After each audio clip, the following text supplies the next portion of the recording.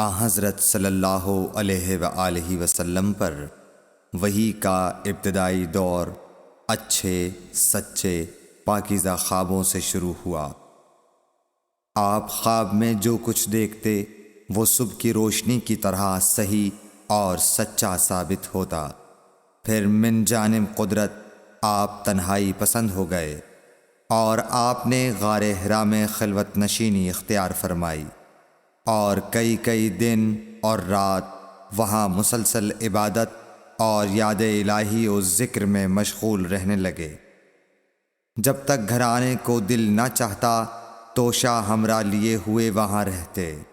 توشہ ختم ہونے پر ہی اہلیہ محترمہ حضرت خدیجہ رضی اللہ تعالی عنہا کے پاس تشریف لاتے اور کچھ توشہ ہمراہ لے کر پھر وہاں جا کر خلوت گزین ہو جاتے۔ یہی طریقہ جاری رہا یہاں تک کہ آپ پر حق منکشف ہو گیا اور آپ غار حرا ہی میں قیام پذیر تھے کہ اچانک حضرت جبرائیل علیہ السلام آپ کے پاس حاضر ہوئے اور کہنے لگے کہ اے محمد پڑھو۔ آپ فرماتے ہیں کہ میں نے کہا کہ میں پڑھنا نہیں جانتا۔ آپ صلی اللہ علیہ وسلم فرماتے ہیں کہ فرشتے نے مجھے پکڑ کر اتنے زور سے بھینچا کہ میری طاقت جواب دے گئی۔ پھر مجھے چھوڑ کر کہا پڑھو۔ میں نے پھر وہی جواب دیا کہ میں پڑھا ہوا نہیں ہوں۔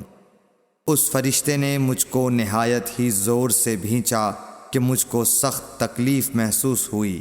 پھر اس نے کہا کہ پڑھ۔ میں نے کہا میں پڑھا ہوا نہیں ہوں۔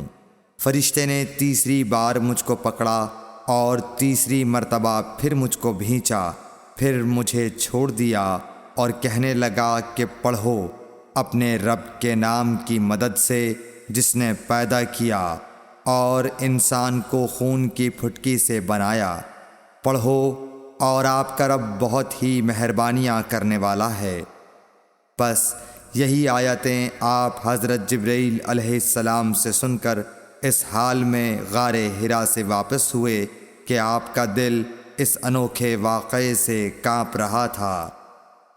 آپ حضرت خدیجہ کے ہاں تشریف لائے اور فرمایا کہ مجھے کمبل اوڑھا دو، مجھے کمبل اوڑھا دو۔ لوگوں نے آپ کو کمبل اوڑھا دیا۔ جب آپ کا ڈر جاتا رہا تو آپ نے اپنی زوجہ محترمہ حضرت خدیجہ رضی اللہ تعالی عنہا کو تفصیل کے ساتھ یہ واقعہ سنایا اور فرمانے لگے کہ مجھ کو اب اپنی جان کا خوف ہو گیا ہے۔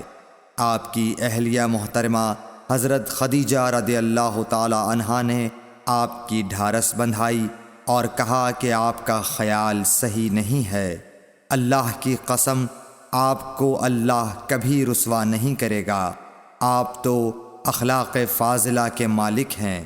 آپ تو کنبہ پرور ہیں، بے کسوں کا بوجھ اپنے سر پر رکھتے ہیں، مفلسوں کے لیے آپ کماتے ہیں، مہمان نوازی میں آپ بے مثال ہیں اور مشکل وقت میں آپ امر حق کا ساتھ دیتے ہیں۔ ایسے اوصاف حسنہ والا انسان یوں بے وقت ذلت و خواری کی موت نہیں پا سکتا۔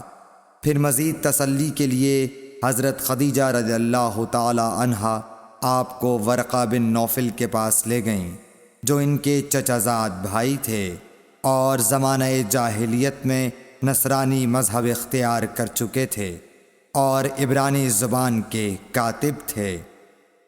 چنانچہ انجیل کو بھی حسب منشائے خداوندی عبرانی زبان میں لکھا کرتے تھے۔ انجیل سریانی زبان میں نازل ہوئی تھی، پھر اس کا ترجمہ عبرانی زبان میں ہوا۔ ورقہ اسی کو لکھتے تھے۔ وہ بہت بوڑھے ہو گئے تھے، یہاں تک کہ ان کی بینائی بھی رخصت ہو چکی تھی۔ حضرت خدیجہ رضی اللہ تعالی عنہا نے ان کے سامنے آپ کے حالات بیان کیے اور کہا کہ اے چچا زاد بھائی، اپنے بھتیجے محمد صلی اللہ علیہ وسلم کی زبانی ذرا ان کی کیفیت سن لیجئے۔ وہ بولے کہ بھتیجے آپ نے جو کچھ دیکھا ہے اس کی تفصیل سناؤ۔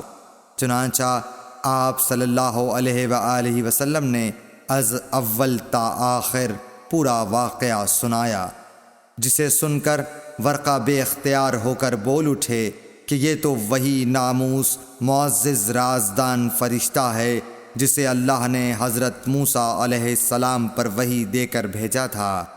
کاش میں آپ کے اس عہد نبوت کے شروع ہونے پر جوان عمر ہوتا، کاش میں اس وقت تک زندہ رہتا جب کہ آپ کی قوم آپ کو اس شہر سے نکال دے گی۔